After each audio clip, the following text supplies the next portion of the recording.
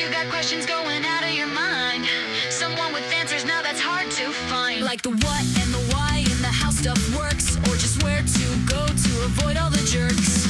She's Gear Abby, Gear Abby, Gear Abby, advice that doesn't suck. Gear Abby.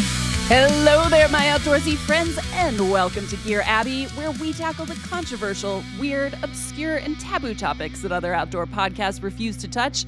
I'm outdoor educator and writer Shawnté Salabert, and I'm here to answer your burning questions about our relationships with outdoor people, products, places, and pastimes.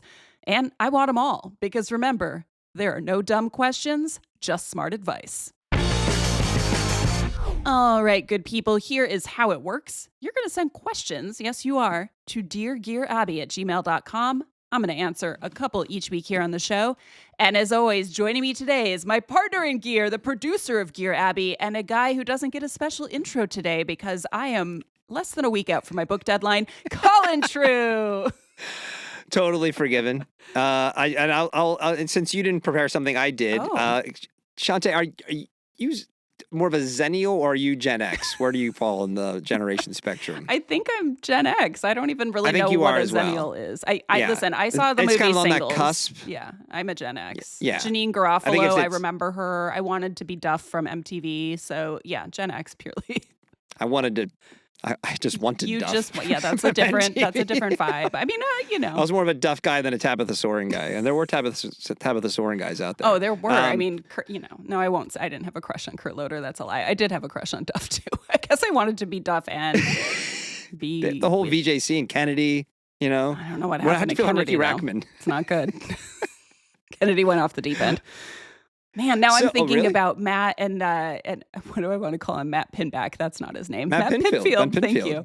He's also he was on the road to recovery from a stroke that he had, I guess, like a year or so ago. So good vibes to Matt. Man. So as we are showing our age through that conversation, let's show our age again. How do you feel about voice notes in 2026? Oh no. Okay. I have friends who send me the voice notes and then I listen and they're like, my sister does it too. And they're like up to 5 minutes long. And I try to send them back because I know people like it and I know we like hearing each other's voice, but I'm also very bad at leaving the voice notes. I'm just like, hi. So like, good to hear from you. It's like even worse than if I was just leaving you a voicemail. Yeah, it's the same format, but the different format. And I think I'd be okay with the voice notes, but usually the people who send voice notes have an outright rejection of making phone calls, which I'm a big phone call guy. I'm like, and it's okay if you don't answer. It's just the point is, I don't answer when you call. And you don't. But I like when I think it's like, hey, it's worth a shot because what if you pick up? Now we're actually having a conversation versus just texting each other. But for some reason, the whole voice note thing is rejected by that. I got one the other day and it made me think about like kind of how I was like, I liked hearing it, but also was kind of annoyed by then, the fact that they wanted me to send one back. They want one back. That's the thing. It is not it's not a one-way street.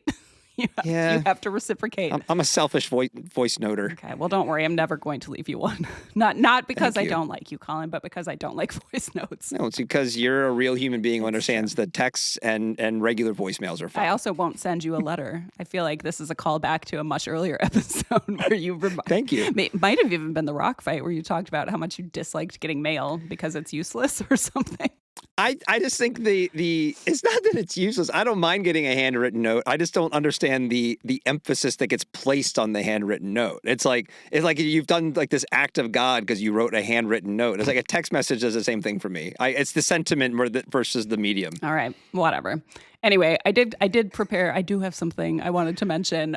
Sorry, I derailed your open. That's fine. I only didn't have something special to say about you. That's all. Not that there isn't plenty of special things to say about you.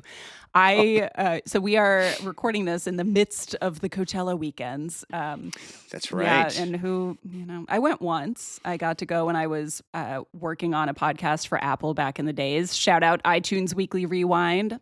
3 years, great pod. Shout out. Elvis Costello was a listener. So anyway, I was thinking about festivals the other day, and I have to give a shout out to what I think might be one of the more unique grassroots music and outdoor festivals in the country, and that is called Waynestock. Wasn't that the name of the Wayne's Yes. World Festival Yes, and the it sequel was. in Wayne's World 2? Yes, I cannot So promise that it's Wayne and actually Garth an will actual be there. thing? Yeah, it's a real thing. It's the guy named Wayne runs it, but it happens every June. It's in the New River Gorge, West Virginia. Amazing place, and it's more like if I was going to call it something, I'd say Chillchella. It's I love that. you go spend the day. You're hiking, you're climbing, biking, paddling, whatever your little freaky outdoor heart desires. And then you camp every night with a bunch of fellow outdoorsy music nerds. And you party on Wayne, there's live music. People are just kicking it.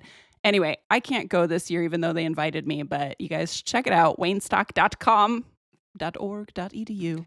Anyway, cool festival. Wayne, the anti-Coachella, Gear I guess. Abbey, 2027 Wayne Stock Gear Abbey needs to be there. We can do a live show. Please bring us out because I'm not a music festival guy. I just I don't know. It's just it's a lot. What if it was all ska bands? Well, that's why I like club shows. I like small club shows where it's like you just go in, you hang out, and you get the hell out of there. And it's it's a chill environment, and it's just fun. And a big festival is a little overwhelming. That being said, what you just described sounds pretty awesome. I would love to check out Wayne Stock. Also, the fact that it's called Wayne Stock could definitely hit some nostalgia notes for me. I know. All right. I have one more quick thing. I know this is a long intro, but one more quick thing. And that is, I'm sure people saw the Forest Service is taking a bunch of heat right now for this quote reorganization that they're doing where they're just chopping everything up into pieces. Anyway, they posted this whole thing on their Facebook recently that was like, oh, no, we're just redesigning it. It's just like an interior redesign. Anyway, the comments on this are lit. It is I just have to read a few of them. Okay. Because they're like, listen, you all have a bunch of misconceptions. So here's some of my favorites. The lady doth protest too much, methinks. Yeah. Are the I'm facts always down with in the Shakespearean. right? Are the facts in the room with us? Please elucidate on those purported misconceptions. As Inigo Montoya once said, I do not think it means what you think it means. That's at all time. That's a Mount Rushmore comment right there. Okay, two more. Only we can prevent the smoke you're trying to blow. I'm on smoky side. Yeah. And then my final one is one I think you will dig, Colin. There is no curse in Elvish, Entish, or the tongues of men for this treachery. Signed, Treebeard. I'm a little hurt. I don't think you should be allowed to say those words just quite yet, but yes, that is, and Tolkien should be invoked anytime there's some sort of travesty happening in the natural world, which is exactly what is happening here. Bullshit. What are you guys? Oh, we're reorganizing. Yeah, you know what? I worked in business for a long time. You know what a reorganization? I know what a reorganization is. It's never good when someone uses that word, unless it's like your you're bookshelf. Shrinking. Yeah, it's just a reorganization so we can operate more efficiently. Yeah, I know what you're doing. I think the thing here is just what you said, Colin. Bullshit. What a refreshing, that's great. We just did a lot of talking and we're going to do some more because that's what a podcast is. It's people talking. If you didn't know that, why I know, are you here? surprise. I know we're 32 episodes in. This may come as a shock to some of you. But you know what, Colin? Let's talk about things that people have asked us to talk about. So why don't you kick it off? Shawnté is writing a book, and yet she still finds time to speak into a microphone for an hour every week. So don't know that should how. tell you where our priorities lie. All right. First email for today. It starts a little different. There's no Dear Abby. This starts, Mommy. I don't know if they're referring to you, but Mommy, where do trail registers come from? Just great. I love it. They write, I kid, but for real, how do trail registers end up on peaks and where do they go when they're full? Inquiring minds want to know. Signed, Dale, who's not actually your real son. That's what they added at the end. They'll make sure that you knew that. Don't worry. Thank you, Dale. I was very curious as to how I might have acquired a son, so I've never. I do love this question because there's nothing better than getting to the summit of a mountain and seeing the ammo box filled with the little notebooks and that kind of stuff. And it's always fun to look through them and then write something yourself. Yeah. And I have thought, wait, where did this come from and what happens to it all? How'd you get here? Mommy, Daddy, how'd this get here? Well, I'm going to tell you, okay, Colin and Dale, neither of you my sons. Yes, I love It's okay. Listen, my son, be quiet. Interject when you feel called to, as always. So y'all know I love a rabbit hole. Here we are. We're going to descend into one. Colin is eager. His face is he's got one of those little tight smiles on his face right now. He's rubbing his hands. It's a good time. So where do trail registers come from? Well, Dale, the mommy register and the daddy register get to get. No. Okay. You when wish. they love each other very When much. they love each other very much, just like the horny elk. So no, the simplest answer is just people take them up there. Yeah. There are obviously absolute randos like you and me, but also there's hiking clubs, mountaineering clubs. Anyone with a vested interest will just leave them up there. And by vested interest, I mean we humans like staking a claim that we've been somewhere. So trail registers are essentially just another form of graffiti that way. But people have been leaving them in the mountains for a very long time. So let's go back. We're going to go back to the 1800s. Woo! We love it. We love a centuries old conversation here. I did some digging and out of curiosity found that probably the oldest known register is one that was left during the very first California Geological Survey expedition in the Sierra in 1863 on Mount Dana in Yosemite. So that's some we just had to get a California mention in. Because we do everything really good here. It might feel forced. I don't think it is in this regard. I think this is just truly the facts. This is just what it is. It's just what it is. I mean, yeah. Some people say it was the survey. The survey left another register on Mount Brewer, but that was actually the next year. So we're going to go with Mount Dana here. There's also speculation, actually, that registers existed prior to this in the Appalachians, like in the 1850s, which makes sense to me. It is the older mountain range, geologically speaking, as well. The Rockies definitely had them at the turn of the century. And in all three of these cases, they became sort of these semi-formal things left by groups like the Sierra Club, the Appalachian Mountain Club, Colorado Mountain Club. So most registers today that Colin and I have signed are usually just notepads shoved inside of cans, jars. You know, he mentioned ammo tins, PVC pipes. You know, usually there's a writing implement in there. Usually it doesn't work. So, you know, you just basically haul your ass up there, right? Dale was here, and boom, you're part of mountain history, right? Okay. But I will say, once the Sierra Club formed, they got their shit together, their registers were next level because they were a bunch of overachiever nerds from Berkeley. So they had to really just pump it up a bit. Fucking outdoor nerds. Exactly. And like science nerds. They're just nerds. Okay. And I'm a nerd. Collins, I'm just going to say it. You're a nerd too. So whatever. These are our people, I guess. But I will say these original Sierra Club Summit registers were cool, okay? They were these aluminum boxes that look like plaques. They had the peak's name, the elevation, Sierra Club logo, whatever, blah, blah, blah, a few other things. Just super next level stuff. And I don't even know if any of these are left in the Sierra at this point because so many have been stolen. Which means they're probably sitting in someone's basement or collecting dust in a back room somewhere. But what's the motivation there? Like, are you like were the little like witty signings like that good that you had, or are you just being a dick and taking shit? I mean, like, it's such a weird thing to steal. It really is, but people, I don't know. I do have one of my suspicions is that there is a pretty strong contingent of people out there that hate summit registers being on peaks. Yeah. And so part of me is like, I know some of these were probably taken down by haters, you know? Yeah, that makes way more sense. Yeah. But I do think there's some of these, like for people who are absolute mountaineering nerds, those Sierra registers in particular, when you've got the Norman Clydes in there, I mean, you could go in and find, you know, some like well-known figures from the Sierra climbing history. There might be some weirdos who are like, I just need to have this signature here. Some of them, however, are removed. So Dale did ask, where do they go, mommy? Mommy. I feel like didn't we have Doom Daddy was the cactus? So now what am I? 2 weeks ago, Register the Doom Mummy. Daddies, yeah. That's right. It's me, Register Mummy. This is why no I'm king still shaming single. on this podcast. No, we don't. Okay, so if this is your thing, if that's why you're hoarding the registers, I don't know. I guess a weird rectangular tin can does it for you. Who am I to judge? Hanging out with my Register Mummy. It's like a basement. There's lotion in the basket. I don't like it. Can't get there without my register. Like, I hate that. I hate that you said that. I'm sorry to everyone listening. We're gonna go back to Dale's question, which is, where do they go? Yeah. Where do they go when the perverts aren't taking them?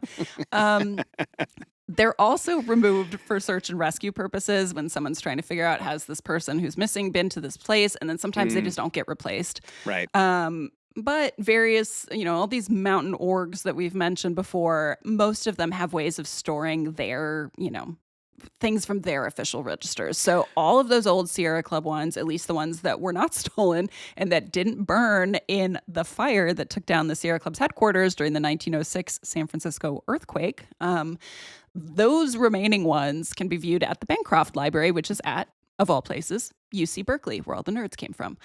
But yeah, I actually have like my favorite Summit Register experience, which I talked about with Steve Casimiro over on the Adventure Journal podcast a couple months ago. Was actually in Joshua Tree National Park. I was hiking up Quail Mountain, Mount Minerva Hoyt with a group of Sierra Club folks because they're just everywhere.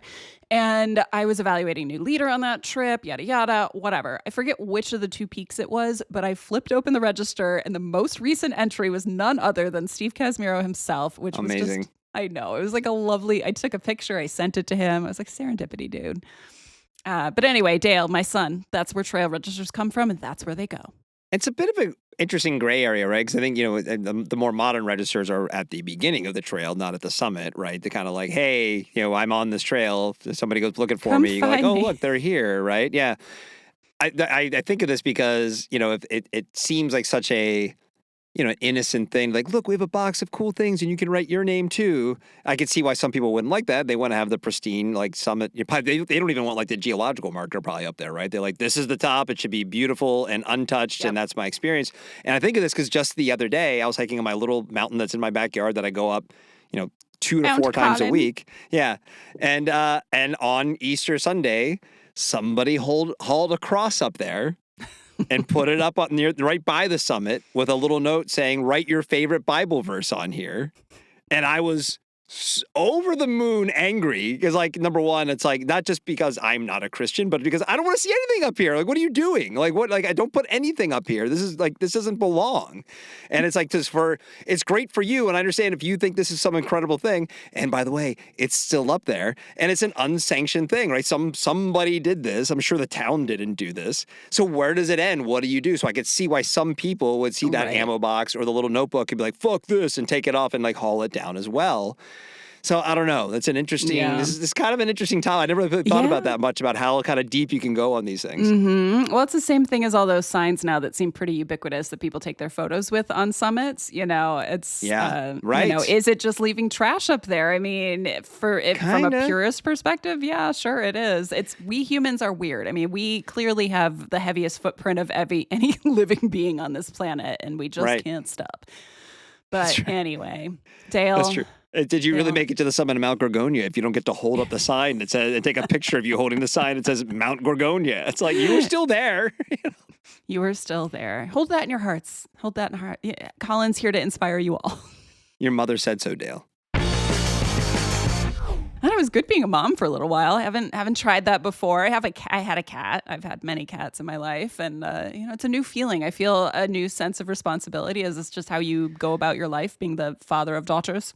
Oh, well, I mean, just wait until Dale just disappoints you with bad grades or something like that, and then you won't feel the same. Damn it, Dale. Do better, okay? What would really disappoint me is if Dale had some registers in his basement. I know, he's hoarding them. Yep. He's looking for absolution. Didn't get it at all. Didn't get it at all. Sorry, Dale. Anyway, let's move on to other people who aren't my children, I think. Okay, next. We have another untraditional intro. Dear Miss Abby. Not Dear Abby, Dear Miss Abby. I'll take it.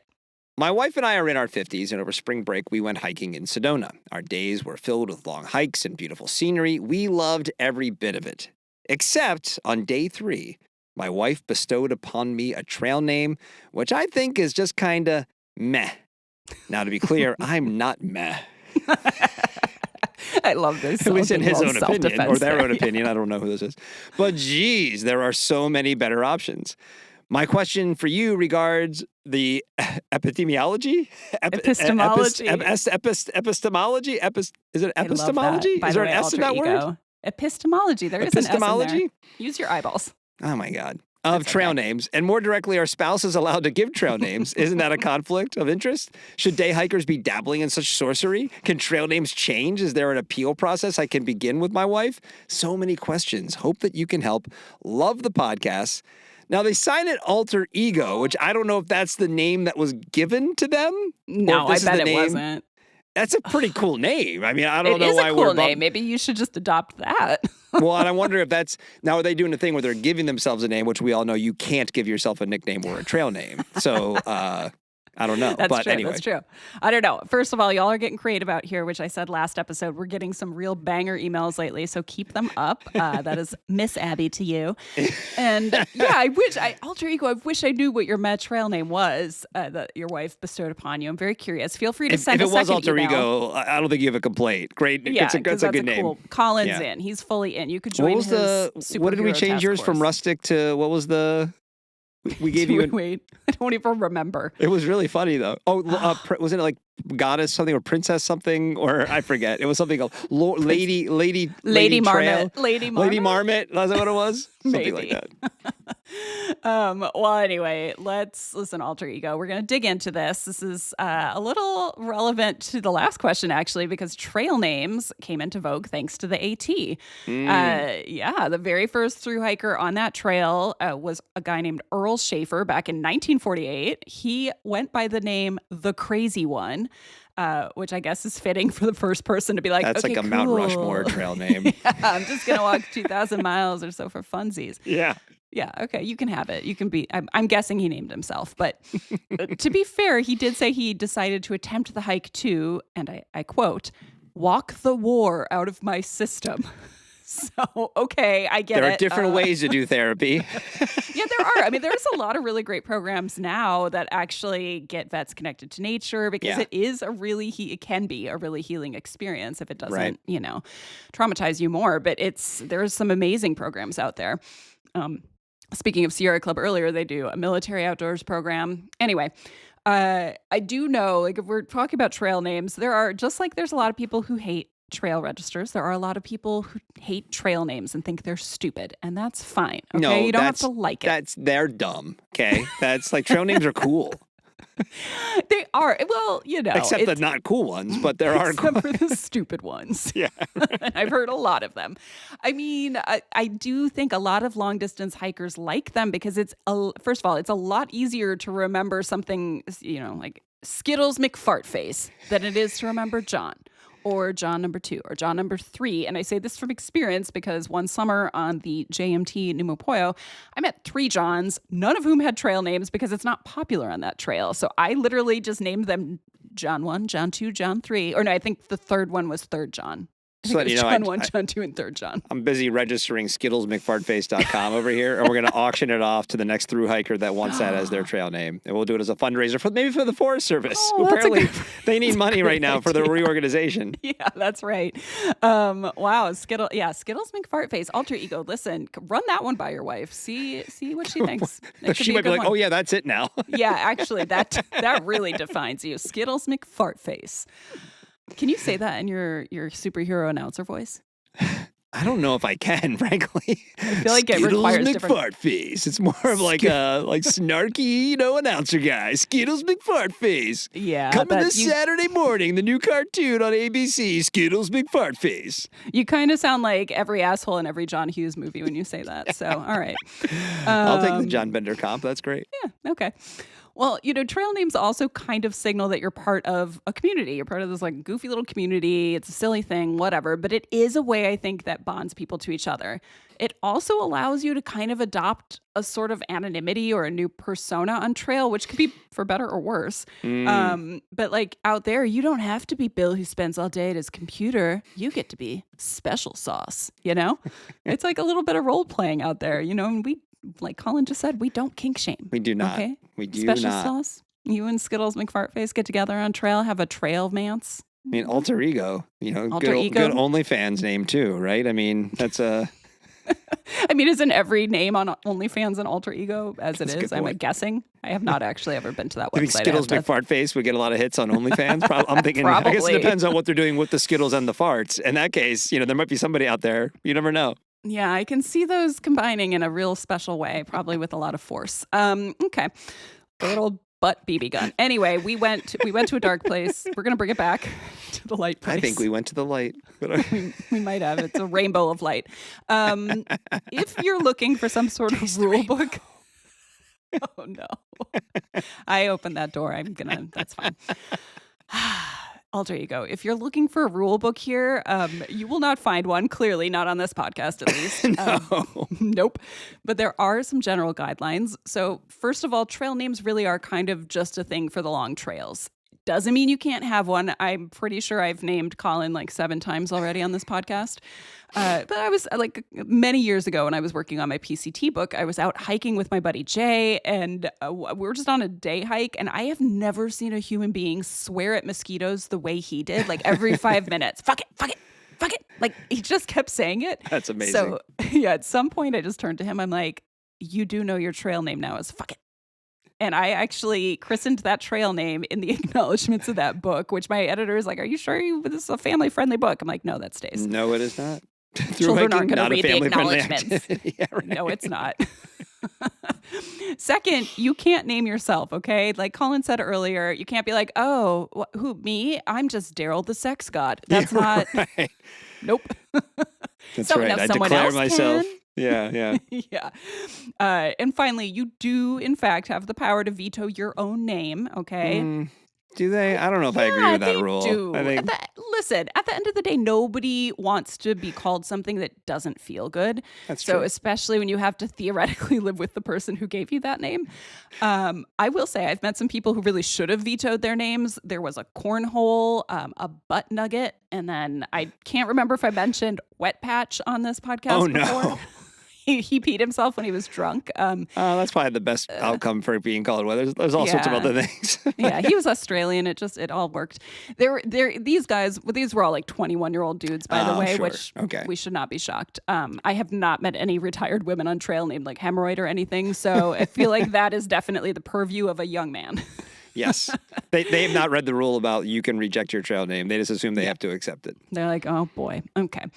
Well, alter ego, I will say, as the one and only Miss Gear Abby, hostess with the mostest, I hereby release you from whatever meh trail name your wife bestowed upon you. But seeing as I don't live with you two, I cannot force her to stop using it, so good luck to you. Today's episode of Gear Abby is presented by the one, the only, the most delightfully alliterative outdoor retailer in the game, Garage Grown Gear. Want to see the latest and greatest coming from the coolest and newest outdoor brands? Yeah, you do. Head over to garagegrowngear.com, check on the new button, maybe click on it. You could check on it, see if it's still there. Check it, see if it's safe. If it's there, if it's safe, click on it, and all shall be revealed, including the following. Have you ever been hiking and found yourself wondering how much better your experience with gators could get? Oh, I have. Catula has the answer for you with their Instigator. I see what you did there, Catula. Available in 3 colors. Just add water for instant gatoring. I added that. I'm like, I just love the idea of the Instigator. Like, just a drop of water and you have a pair of gators. It's like a chia pet or like those things that come in the capsules, and now it's a sponge pet. The amazing sea monkeys. Those, yeah, bless. All right, hankering for a chocolatey snack, order up some Canyon Crack Adventure Butter. That's a hell of a name. Now available in dark chocolate Oreo. Canyon Crack on its own is great. Adventure Butter on its own, pretty great. Mash them together. Ooh. It's a lot of names. Chef's kiss. Well, look, no one's expecting shit to go sideways on the trail, but sometimes that is exactly what happens. What do you do in a buckle on your trusty pack brakes? Do you cry? Do you pout? Do you throw all your gear into the void and return to society to pursue a career in accounting? Of course you don't, because you're carrying Sea to Summit's field repair buckle in your pack, and you barely missed a beat when that OG factory buckle failed. Good job, prepared hiker. Wow. Real winners today. Good job, Colin. Thank you. Thank you. I'm not writing a book. This is where I'm getting my creativity. He's getting his creative kicks out right now, and the ad reads. Whether you're an ultralight backpacker or Colin, or just an outdoorsy person who wants to wear chacos and see outdoor innovation at its best, you'll find something to love when you head to the official gear shop of Gear Abby, garagegrowngear.com. As far as I know, Chaco not available on Garage Grown Gear. I know. Sorry, guys. Bedrocks are, though. This is a real. I love a special episode. They're all special to me. These are great my questions. Special children like Dale. All right. Well, speaking of great questions, hopefully we've got a good one for our third and final of the day. Why am I speaking in a weird accent? Because it's what you do. I'm sleep deprived. That's why. All right, Colin, hit us with the last one. Well, this listener knew how to actually intro the question. And it starts with Dear Gear Abby. Oh, We're 1 for 3 today. I mean, I will say though, yeah, I like the weird ones. You guys like- keep sending those. Yeah, please send the weird ones. Totally. I had a weird situation the other day, and I'm still trying to figure out if I'm the asshole here. Ooh. So I come to you, oh sage one. First of all, great Okay. way to open an email. Yeah. I also would like to find out if you're the asshole as well. So let's dig in. I'm intrigued. I was out climbing with my buddy last weekend, and when I was setting up for a project I've been working, I was flaking out his rope and saw that it was worn in a few spots kind of around the midpoint, basically just the colorful part. I asked him if he brought another rope, and he said no, this was fine to use. We ended up kind of arguing for a while. He was super pissed and kept saying it was fine because it was just the outside and the rope itself was intact. Frankly, I just didn't feel comfortable climbing on it, so I called it and went home. He decided to stay and rope solo.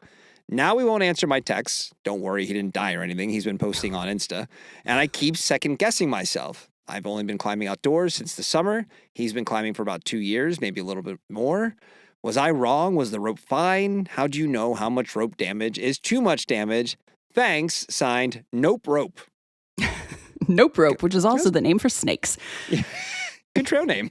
It is, actually. That is a great, I think a lot of the Gear Abbey sign-offs on the emails are good Excellent trail names. Just to keep in mind. Is that a new trail name, like a criteria? If you sign off an email to Gear Abbey with what could be considered a trail name, it is now your trail name. It's your front runner, yeah. It's the only way you can name yourself. It's the only way it happens.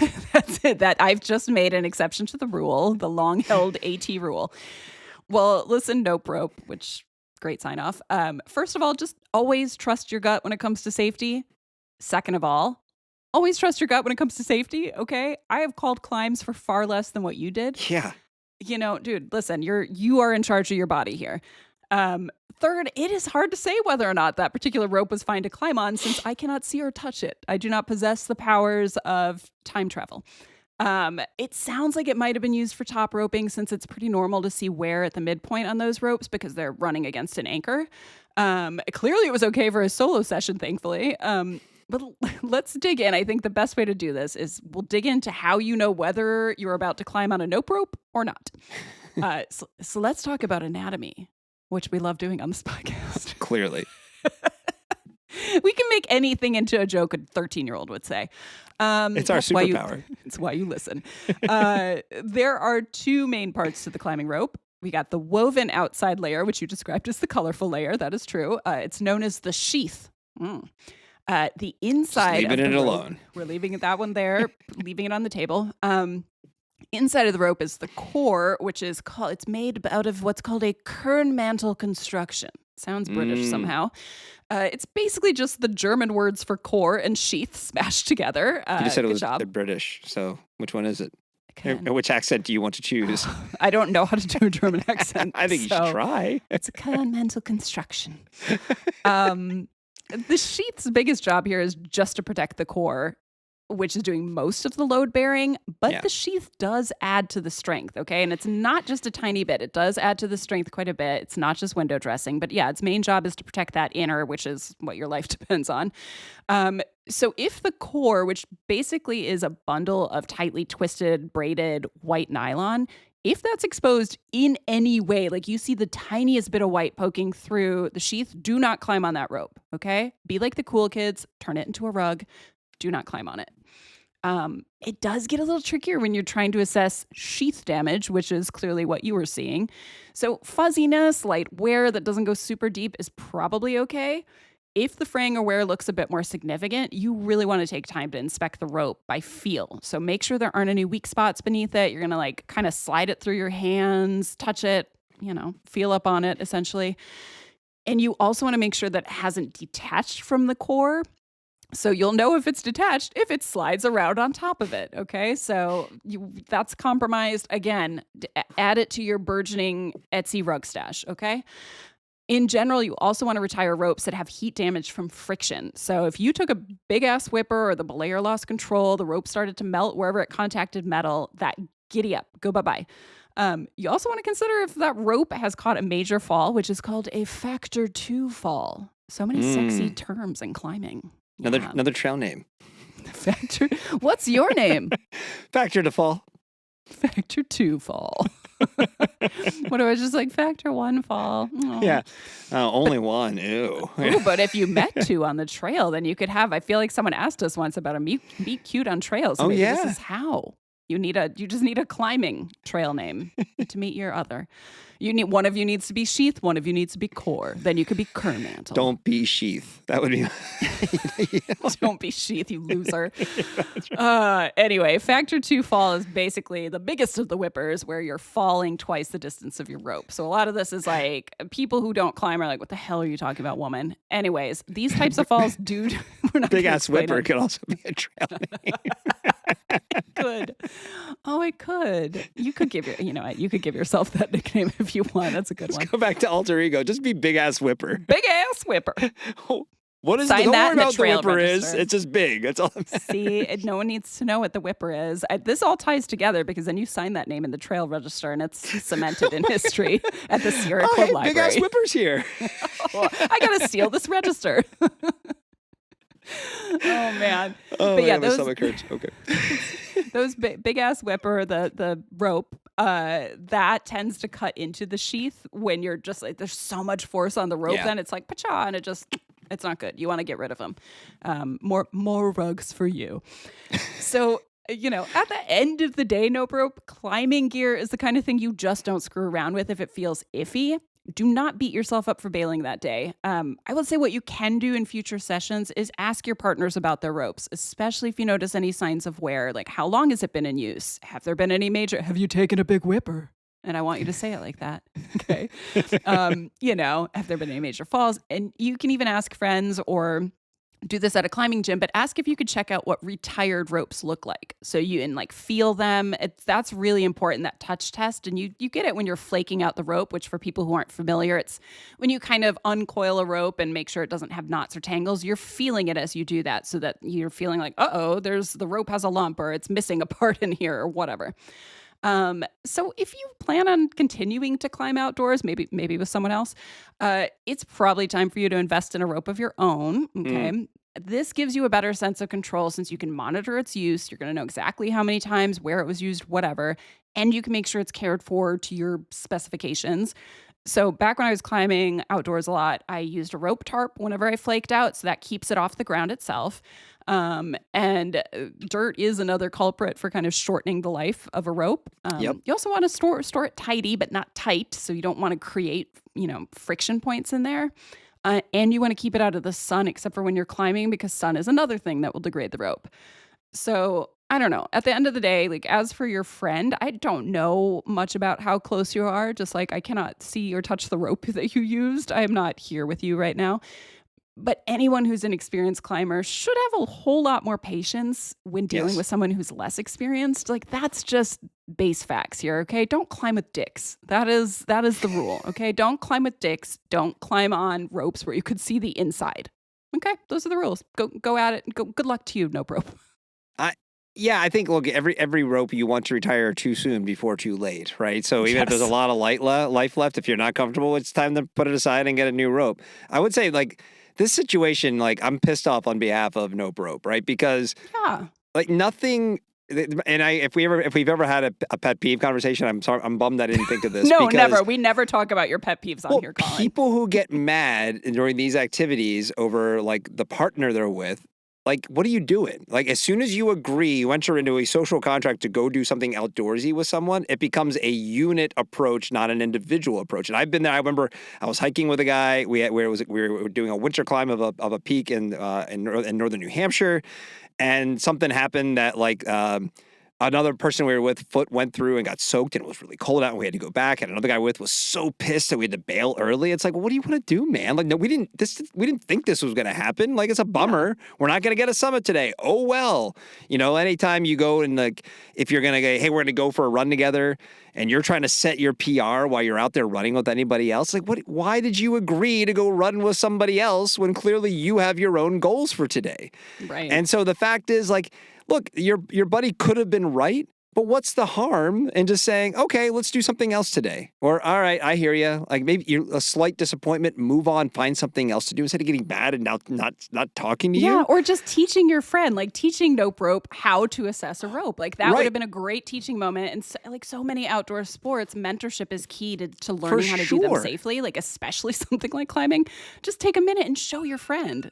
No, which makes me feel like that they probably didn't really know what they should do with their rope, because if they were a really solid, had a solid base knowledge about the rope being safe, you're about to lose your day of climbing. Yeah. Explain no, actually, I hear what you're saying, but here's why it's okay. He was probably worried about it too, or they were probably worried about it too. So what do you mean? That's why you ended up in this position. So yeah, that gets my goat a little bit. I'm like, what are you guys doing, man? Just make plans with the people, then honor the plans, not the activity. That's right. I'm going to say you are correct. I also love it whenever we can get your goat. All right, that's it for this episode of Gear Abby. Until next time, send your burning questions about your relationships with outdoor products, people, places, and pastimes, also your trail names, over to deargearabby@gmail.com, and I'm going to do my best to answer them or find someone else who can. And of course, head over to your podcast listening service of choice and subscribe, rate, and review to support the pod and personally make my day. And follow us on Instagram at GearAbbyPod, where I will one day post again. Today's episode was produced by this guy, Colin Tripp. Oh, good one, different one. I'm Shawnté Salivare, and remember, there are no dumb questions, just smart advice.